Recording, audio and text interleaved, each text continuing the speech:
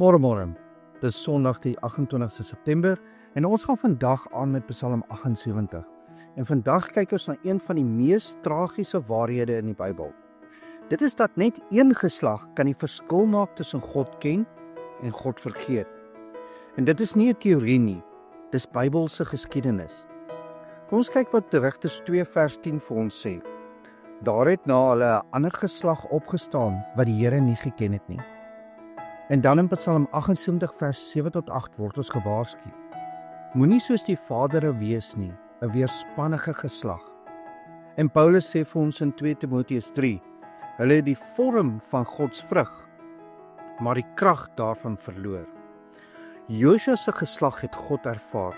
Hulle het die Rooi See gesien, die Jordaan oopgebreek, die mure van Jerigo wat val, maar hulle kinders, hulle het daarvan gehoor.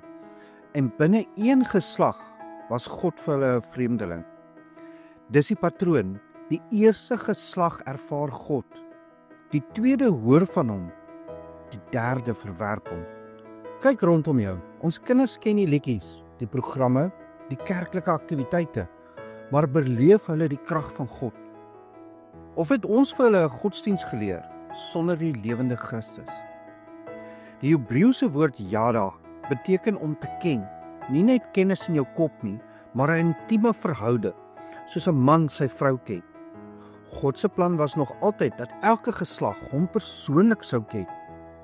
En ek vra vir myself vandag, leef my kinders van wêreldse tradisies, of ken hulle my verlosser, my God, my Jesus? Het ek vir hulle net 'n vorm gegee, of het ek hulle na die kruis gelei, waar hulle die krag kan beleef? Kom ons bid saam. Hemelse Vader, my hart is swaar vandag. Ek sien hoe ons geslag God begin verloor het. Ons kinders ken die kerkwoorde, maar hulle ken nie u stem nie. Hulle sing die liedjies, maar hulle harte is ver van u af. Here, ek bely voor u, ons het dikwels net die vorm gehad, maar nie die krag nie. Ons het tradisies oorgedra, maar nie 'n lewende verhouding nie. Vergewe ons dat ons kinders eerder bazaars onthou as die kruis.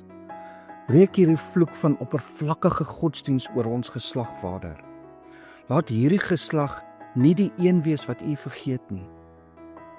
Maak ons kinders honger na u teenwoordigheid, nie net na kerklike programme nie. Gebruik ons om hulle na die lewende Jesus te lei. Laat hulle u persoonlik ontmoet by die kruis, waar u hart vir hulle klop. Red hierdie geslag, Here.